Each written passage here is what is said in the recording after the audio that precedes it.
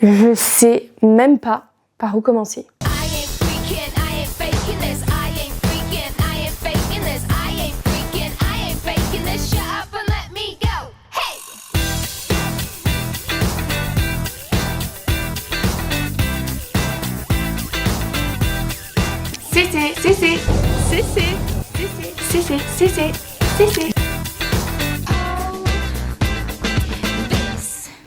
Bonjour YouTube, je suis extrêmement heureuse de vous retrouver aujourd'hui pour cette rentrée 2025 dans ce décor que vous ne connaissez absolument pas parce que moi-même je le connais depuis seulement 4 jours. J'avais tout simplement besoin de faire cette vidéo de rentrée avant la programmation de vidéos que je vous ai prévue pour le mois de septembre parce que il y a eu beaucoup de remises en question cet été.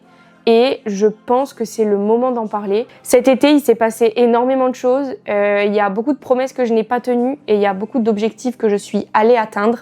Donc ça a été un paradoxe un peu compliqué à gérer dans mon cerveau. J'estime que vous êtes un projet extrêmement important dans ma vie et que par conséquent, je vous dois une explication de cette disparition pendant presque 2 mois. Donc j'ai ma petite tasse de tisane et il fait gris, il pleut. Donc j'estime que c'est le bon moment pour se caler un petit peu en mode cocooning ensemble et discuter. Par où commencer?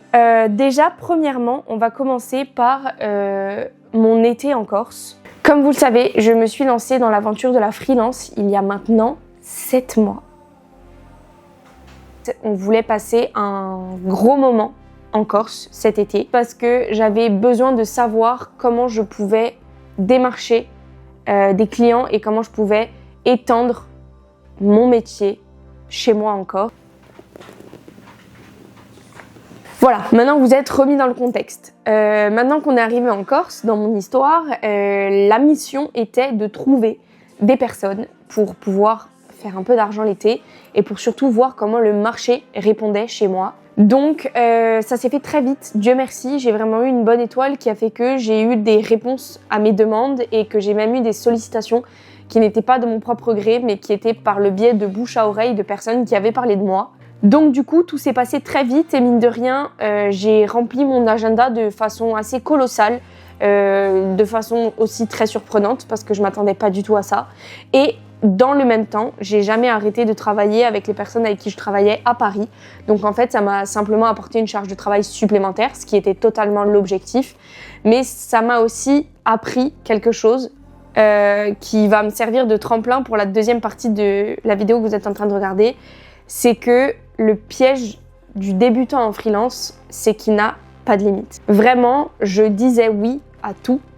Déjà de 1, par peur de manquer, tout simplement. Et de 2, parce que je me disais, en fait, c'est une aubaine qu'on me contacte alors que je viens d'arriver sur le marché de la freelance.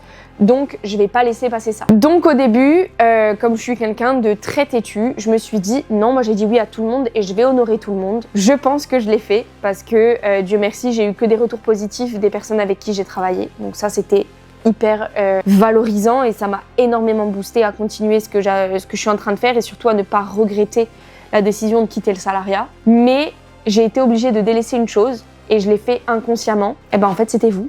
J'ai quand même été très présente sur TikTok, mais vous le savez pertinemment que YouTube, c'est une plateforme à part entière et en plus d'être une plateforme à part entière, c'est surtout ma plateforme favorite. J'ai posté une vidéo d'un 10 minutes que je voulais absolument faire pendant l'été. J'ai adoré le faire, j'ai adoré le monter. Et ensuite, je me suis dit non, mais c'est bon, je vais réussir à le faire. Là, ça y est, la vidéo, elle est sortie, ça m'a reboosté. Je vais en sortir une autre mercredi prochain parce que je pars une semaine à Paris pour le travail. J'ai vlogué pour YouTube et j'ai commencé le montage en rentrant de ce voyage et je ne l'ai jamais terminé.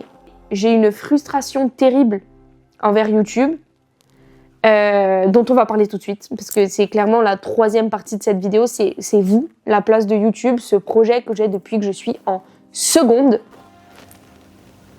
J'ai commencé YouTube en 2021, l'année où je suis arrivée à Paris. Donc ça va faire bientôt 5 ans. J'ai commencé YouTube de façon totalement enfantine, j'ai envie de dire. J'ai commencé à filmer des vlogs à l'iPhone sans parole avec des musiques que j'aimais bien. Je ne montrais pas forcément mon visage. Puis ensuite, la vidéo, elle a un peu changé parce que j'ai commencé à faire du fast cam, à parler un petit peu. Puis après, ça a pris un tournant dans la charte éditoriale complètement différent parce que j'ai voulu parler uniquement de culture de mode et de luxe parce que c'était ce que j'étudiais à ce moment-là et c'était surtout ce que j'aimais le plus. Et c'est toujours un de mes hobbies favoris de m'intéresser aux marques, au savoir-faire, etc. Et puis, il y a une chose que j'ai voulu emmener et que j'ai eu beaucoup de mal à emmener parce que les gens ne se rendent peut-être pas compte, mais c'est énormément de travail, c'était la rigueur dans mes vidéos YouTube. C'est extrêmement dur de tenir un rythme parce qu'en fait, j'avais l'impression que c'était jamais le bon moment d'être régulière sur YouTube. Le gros de mon travail en freelance, c'est la création de contenu et je n'arrive pas à vlogger en créant du contenu parce que je suis en train de le créer. Vous voyez ce que je veux dire? Enfin, c'est toute une organisation où je me dis, mais en fait, mon projet, c'est quoi? Et c'est vraiment en me posant ces questions où je me suis dit, tu sais quoi, quand on a 25 ans, on se remet tout le temps en question pour plein de choses, mais c'est pas grave, vas-y, fonce, fais ton truc, tu trouveras bien. C'est pas la bonne chose. Je vous conseille pas. Parce que oui, j'ai foncé, oui, j'ai trouvé des réponses à certaines questions dans le milieu professionnel, mais la place de YouTube dans ma vie, je fais que de la perdre. Et c'est une frustration terrible parce que c'est quelque chose que je veux depuis si longtemps que je sais même pas par où commencer pour que ça devienne une vraie réalité. Vous voyez ce que je veux dire? Donc en fait, c'est cet été qui m'a vraiment fait comprendre que à chaque fois que j'avais des nouvelles choses, la facilité était de mettre YouTube de côté parce que de toute façon, c'est mon hobby.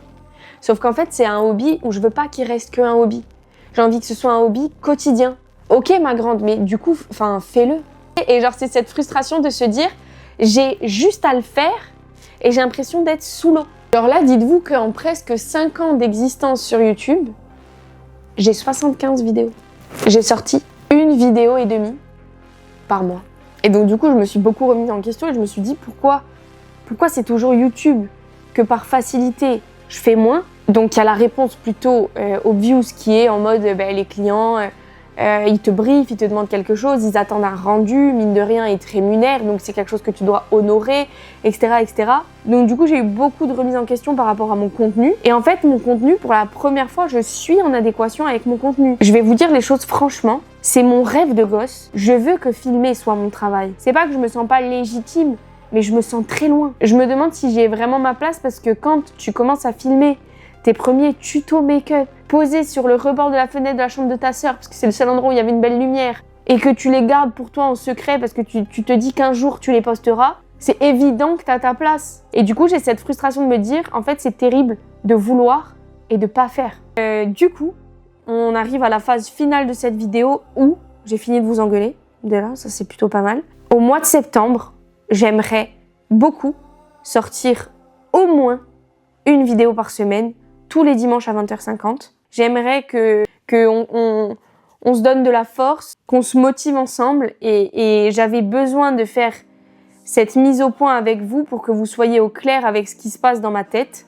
Aujourd'hui, sur ma chaîne YouTube, on est 1244. Moi, personnellement, je trouve ça énorme. J'ai envie que ces 1244 personnes, elles se disent, on est dimanche, il est 20h50, on a la petite Pauline qui va nous sortir une vidéo. Dans tous les cas, j'essaierai de rester tout aussi active sur TikTok parce que, mine de rien, c'est un format qui est plus simple et qui vous montre aussi que je suis toujours en vie.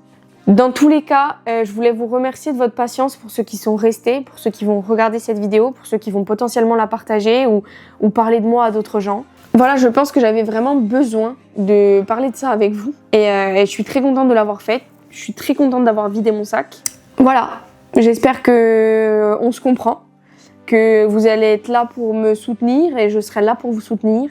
N'hésitez pas à me dire ce que vous pensez, n'hésitez pas à me donner des conseils si vous en avez, n'hésitez pas à me dire ce que vous aimeriez voir, n'hésitez pas à me dire ce qui vous dérange aussi, c'est le jeu, ça fait partie du jeu. Merci de m'avoir écouté, merci de votre bienveillance, merci de votre compréhension, merci de vous abonner à cette chaîne et à me suivre aussi sur mes réseaux.